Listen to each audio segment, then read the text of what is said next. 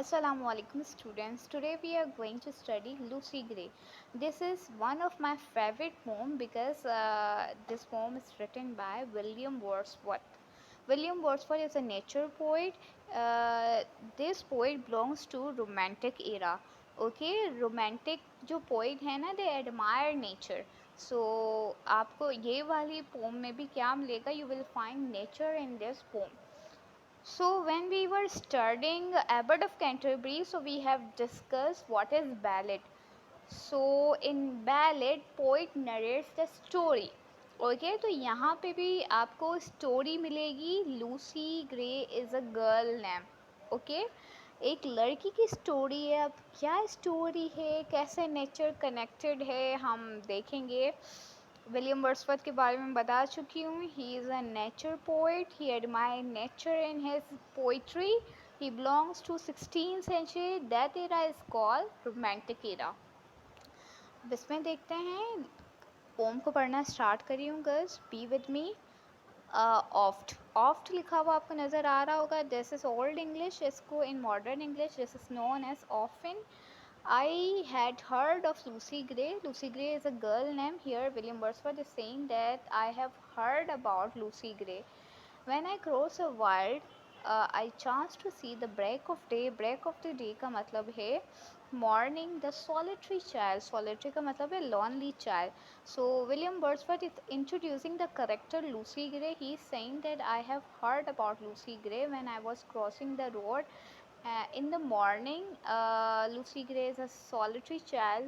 She is very lonely. Okay lonely क्यों है? Next stanza में देखते हैं. No mate no comrade. उसके कोई भी फ्रेंड्स नहीं है. मैट और कॉमरेड बोथ आर सेम. दोनों की मीनिंग है फ्रेंड्स. लूसी ग्रे का कोई फ्रेंड नहीं था. She dwelled on the white moor. White moor is a place name.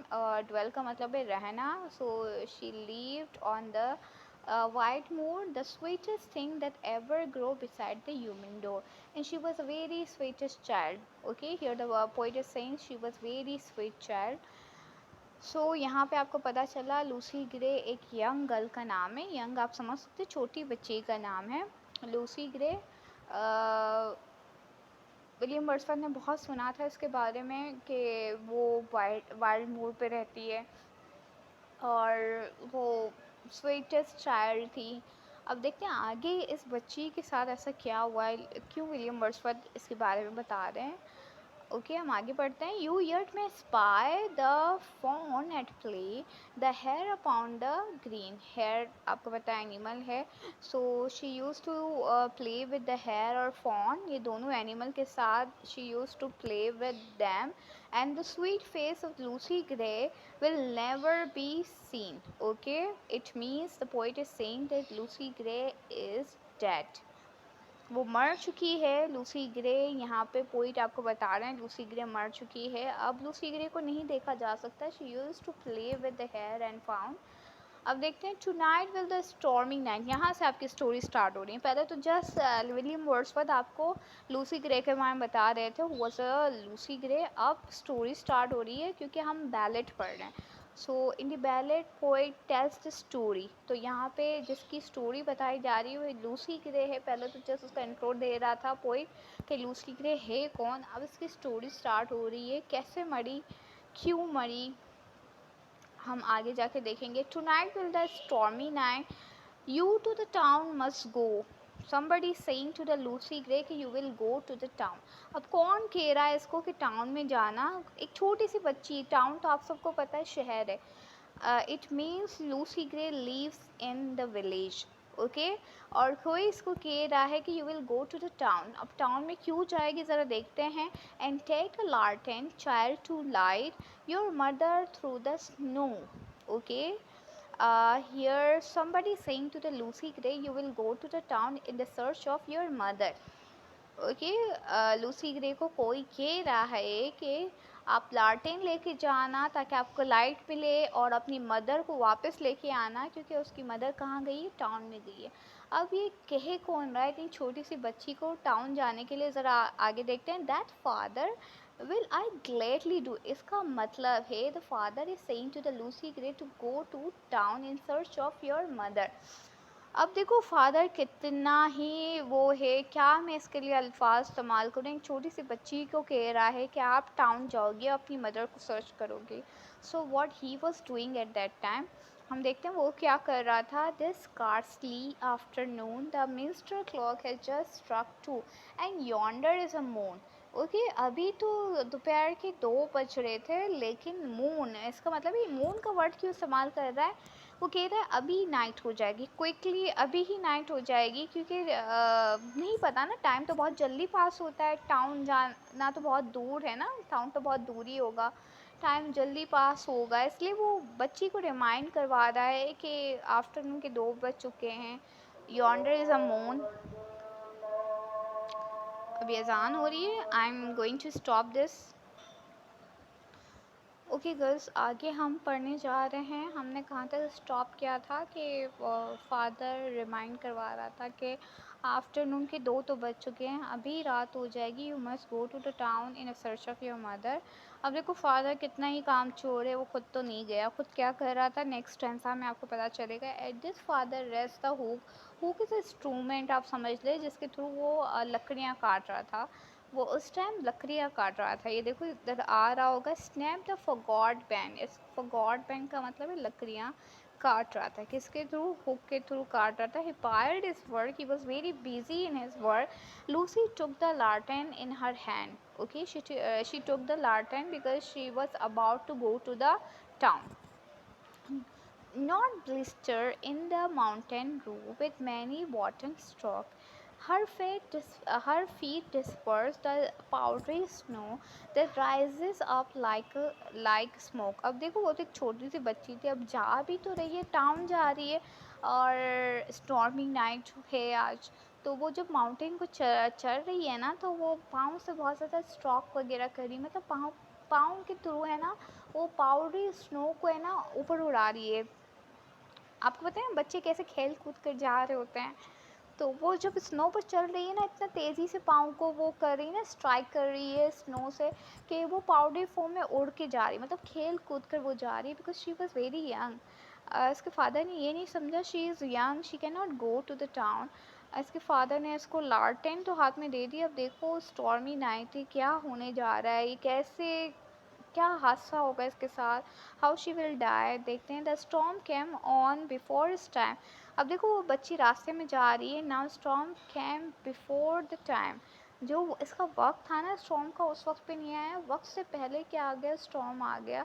She wander up and down many the hill did the Lucy climb never reach the town.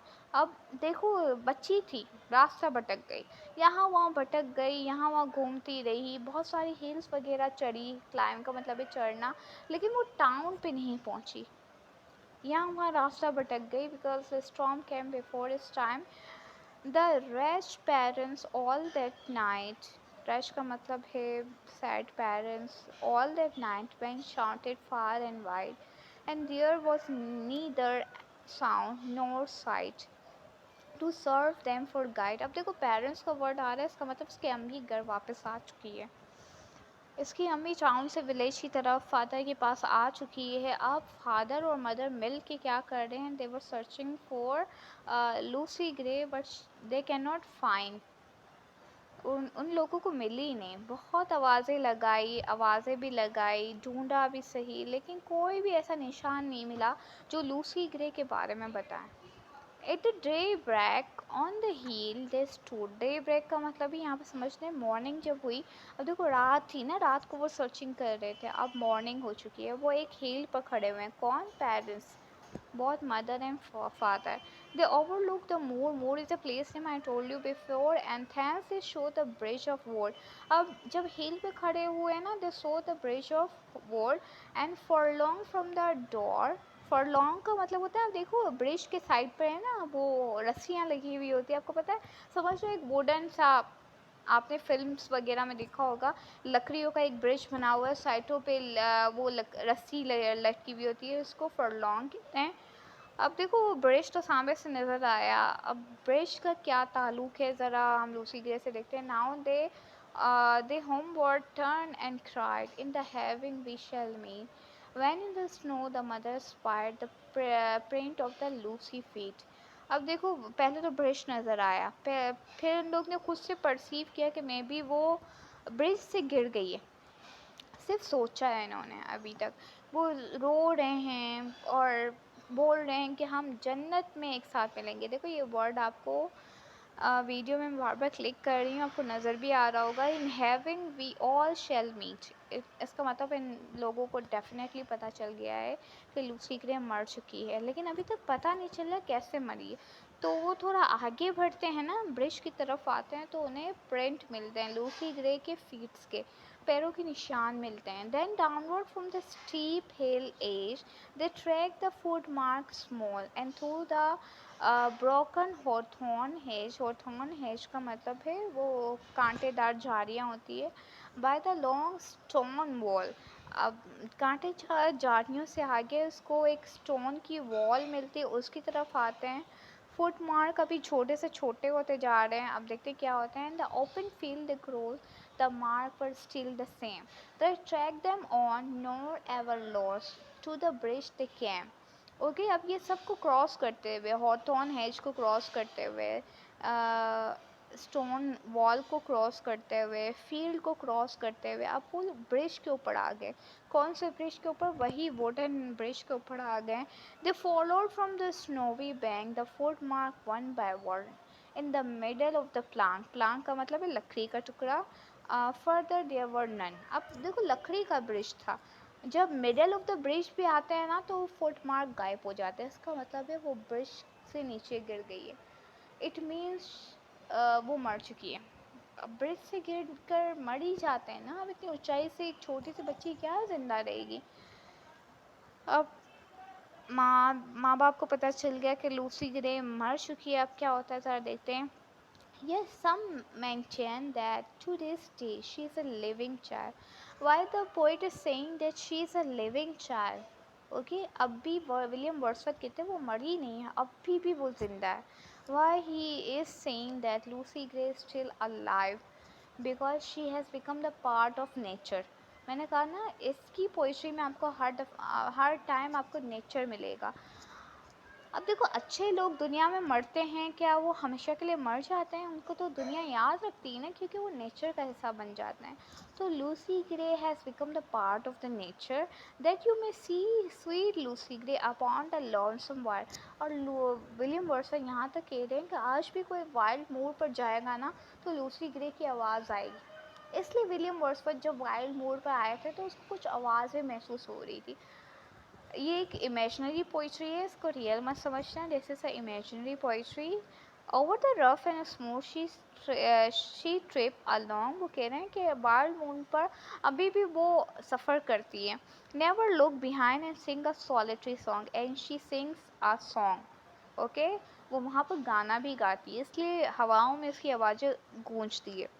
The whistle in the wind, whistle का मतलब है सीटी।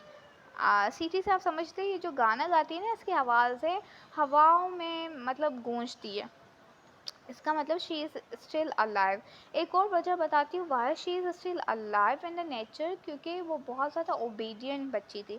और देखो father को उसने मना नहीं किया, फादर के हुक्म को उसने ऑबे किया हो गई, हालांकि वो बहुत छोटी थी। जो अच्छे इंसान होते हैं ना वो हमेशा नेचर का हिस्सा बन जाते हैं। तो ये थी विलियम वर्ड्सवर्थ की poetry Lucy grey. William Wordsworth की पोइट्री बहुत अच्छी होती है। इवन कि आपने मैट्रिक में भी डेफोडिल पोम पढ़ी होगी, वो भी बहुत अच्छी पोम थी। आगे भी हम विलियम वर्ड्सवर्थ की पोइट्री को पढ़ेंगे। अगर कुछ भी आपको समझ में नहीं आया, you may ask in a WhatsApp group. Thank you for watching this video. अल्लाह हाफिज़।